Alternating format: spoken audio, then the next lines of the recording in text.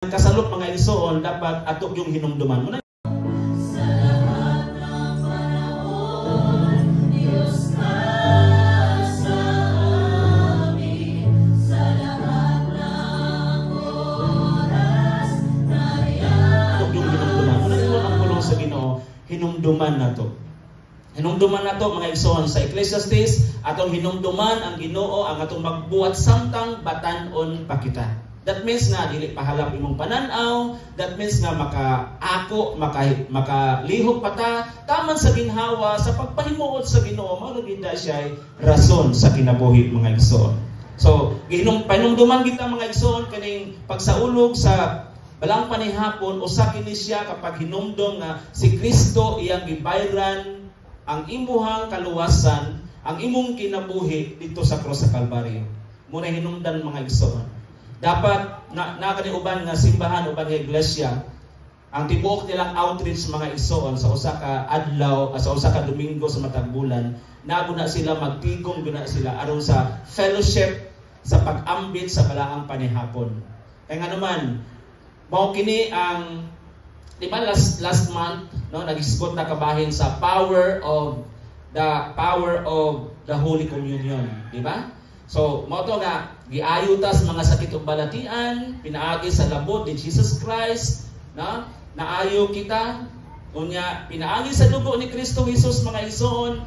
Dito mga igsoon nagsugod ang connection nato sa Ginoo nga kung wala ni paaga si Jesus Christ ang iyang dugo dito sa krus sa Kalbaryo, dili malimpyuhan ang atong sala. Ug hangtod karon mga igsoon nagpabilin sa atong hunahuna, sa atong kasing-kasing nagipasaylo pabaghatas Ginoo. Pero ang pulong sa Ginoo dayag nagikalimtan sa Dios, pinaagi sa dugo ni Kristo Jesus ang kaniadto karon bisan gani in advance. Kani kita natog foretaste, no? Sa katapusan sa kalibutan sa future mga igsoon, usa nakasaad sa Ginoo. Ug usa kini kay ebidensya nga gibuhat ni Jesus Christ. Usa sa iyang mga pulong dito sa katapusan dito sa krus sa Kalbaryo mga igsoon, iyang gitapos. Usa ka pagpahinumdom natong tanan nga ang balang panihapon usa ka panagtigom din ilang gi-practice, ilang gihatagan mga igsoon og igo kaayo nga celebration ang gibuhat ni Jesus Christ dito sa krus sa Kalbaryo. Gibayran ta niya. Dugo ang iyang gibayad sa tuwa mga igsoon. Ang iyang kinabuhi mga igsoon, iyang gihatag niya mga igsoon para sa kaluwasan sa tanan nga nagtuo kang Kristo. Nang dili basta-basta mga igsoon nga kita ni duol na ta dinhing dapita sa talad sa Dios. Dili ni kabubuton sa tao. Kung dili kabubuton sa Ginoo, huna-huna sa Ginoo, plano sa Ginoo aron nga ikaw ug ako magpasakop sa gingharian sa Dios. Kaya kung magpasakop ta sa tao mga igsoon, layo ra gyud ng 5 ka bulan. Kung magpasakop ta sa tao mga igsoon, dili ta makasinati or dili ta makaangay sa iyahang kinaiya. Muna hinumduman nato. Nga damol nga nagkuyog ta, damol ta nagkaila mga igsoon. Usahay gani malimtan nato nga nagkaila ta. Usahay malimtan nato nga nagkasuod ta. Tungod kay atong nasayran ang atong pagkakita, damol nga nagkuyog ta. Pero ang gusto sa Ginoo ni ana mga igsoon, nga ang gusto sa Dios nga pinaagi sa paghinumdom nato mga igsoon sa gibuhat ni Jesus Christ dito sa krus sa Kalbaryo, mas mulalum pa ang ato ang pagsimba o pagdaig sa Ginoo. Dili pwede nga magkadistansya mga igsoon. Dapat banded pagihapon diha sa gugma sa tungbuhin nga Dios. Paghinumdom sa paghinumdom sa gibuhat ni Jesus Christ, pagluwas niya dito sa krus sa Kalbaryo. Kinsa may iyang giluwas, kinsa man ang para asa man ang iyang mga pag-antos. Di ba para nimo o para nako? Para natong tanan mga igsoon. Aron nga magpadayon ta. Aron nga magmanifest kanunay si Kristo sa atong ministry, sa atong church, sa atong pamilya, sa atong trabaho. Mo ginay permanente natong hunahunahon. Paghinumdom mga igsoon, dapat na kanunay magrimas tong makasing-kasing nga pinaagi sa tong paghinumdom mo ni atong hinumduman, mo ni atong buhaton. Let us always be intact sa atong pagpangalagad sa Ginoo. Dili pwede nga kawaton sa kaaway mga igsoon. Ingon sa gipadayag, ingon sa dito nga ayaw ninyo o ayaw tuguti nga adunay mukawat sa inyong purong-purong, no? Sa inyong nakatunan. Kung kita nakabasa o kita napadaygan sa pulong sa Ginoo atong nadunggan ato ang ipamalandungan mga igsoon, usa na kapurong-purong matud pagisgutan sa gipadayag. O di nato tugutan nga adunay mukuha ni ana. Ang kaaway gustong mukuha sa purong-purong nga atong naangkon. Pero let us always remember, we have the power from God. Aduna tay gahom gikan sa Dios. Muna nga di kita maglisod sa pagpangalagad sa Ginoo. Di kita maglisod mga igsoon. Unsa nga to pag himong himsog og lig-on kay nga naman nunid datang mutabog pagdagat. Nunid datang mo ato patag isla. Asa na mga igsoon ang fulfillment? Nasa imong kasing-kasing o nasa imuhang ngabel sa imuhang mga pulong. Nalitokon. Diha sa mga pagday, pinalis pagsimba, pagampo, mao ni mga igsoon mahitabo diha sa tong panagtigom.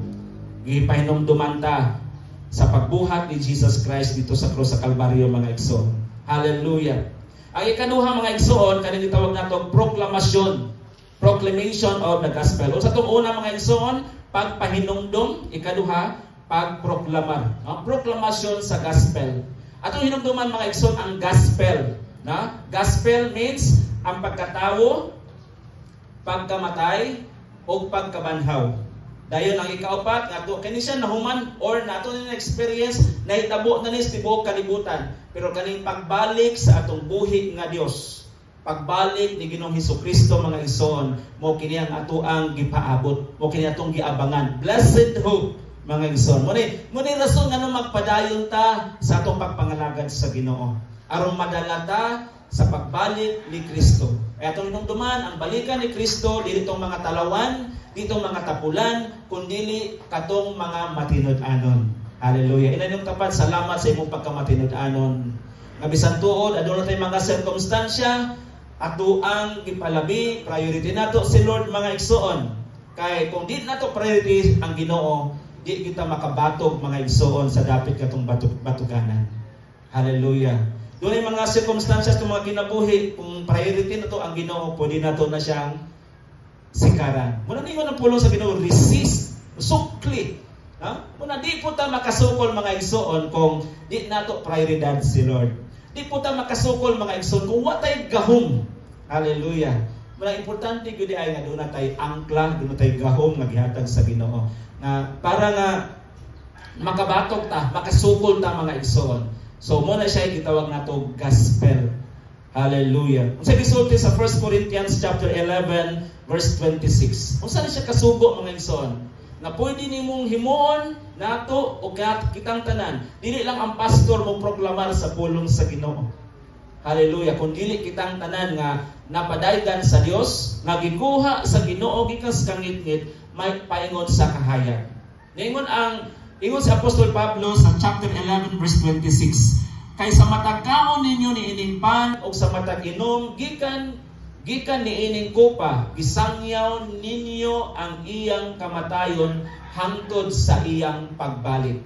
Di ba? Kinsa kining gi-address? Kinsa ni gi-address mga igsoon ang gisulti ni Apostol Paul? Katong mga partakers.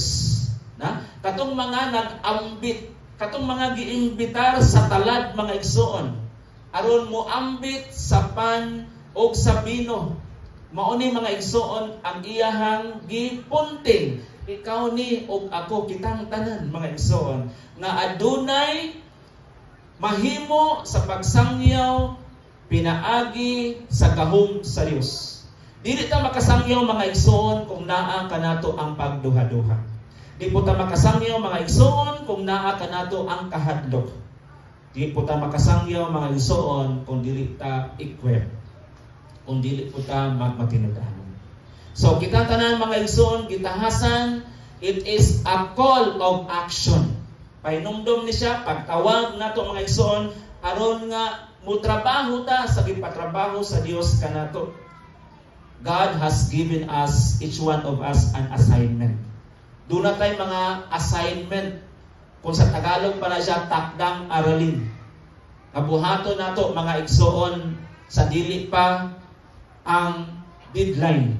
Na? We have to pass it, mga igsoon. Since ang Ginoo wala pa nag-deadline, kay ang deadline ana sa iyang pagbalik. So, nakahimo ba ta sa assignments sa Ginoo? Kaya gitawag natong pagsangyaw sa iyang kamatayon hangtod sa iyang pagbalik. Ug usab mo ni mga pamaagi, mga igsoon, nga dili lamang kataman sa paghandom, kundi buhaton usab nato ang atoang role bilang mga anak sa Ginoo, bilang mga Kristohanon, bilang mga alagad sa Ginoo. Daghang mga pamaagi nga pwedeng buhaton sa Dios. Daghang mga eksena nga ang Ginoo magmensahe sa imong kinabuhi. Daghan siyang pamaagi sa pagpadayag, mga igsoon. Gani sa unang mga panahon, gipadayag gani ang mga propeta. Pinaagi sa damgo. Gipadayag gani ang propeta, pinaagi sa mga mensahe, mga igsoon, sa mga panghitabo. Ug mao kini ang naghatag og aso og kaligon nga hangtod karon, mga igsoon, pwede nato ni siyang mabuhat kauban ang gahom sa Ginoo. Hallelujah.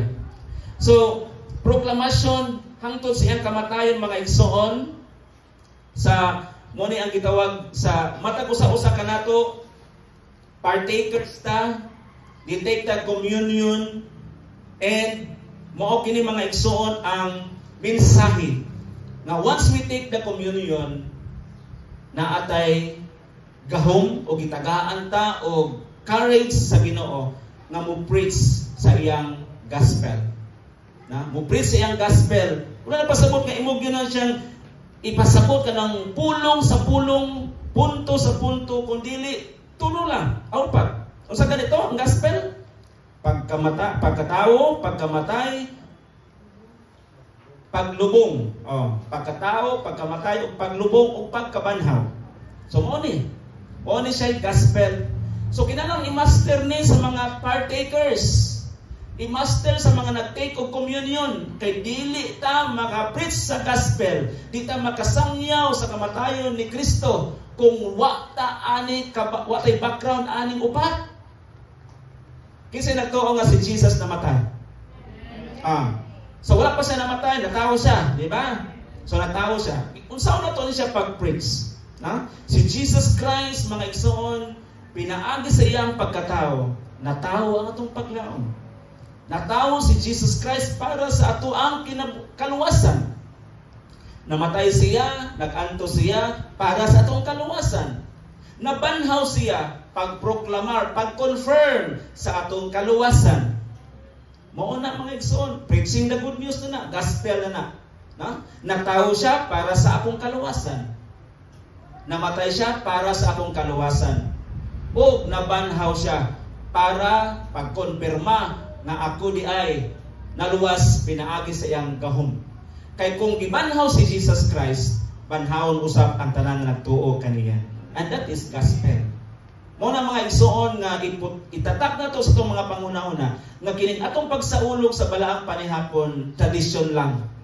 Ug mao ni ang ordinasyon, ang sakramento sa simbahan. Wala diha nag-focus si Jesus. For watching, please do like, subscribe, and bell on.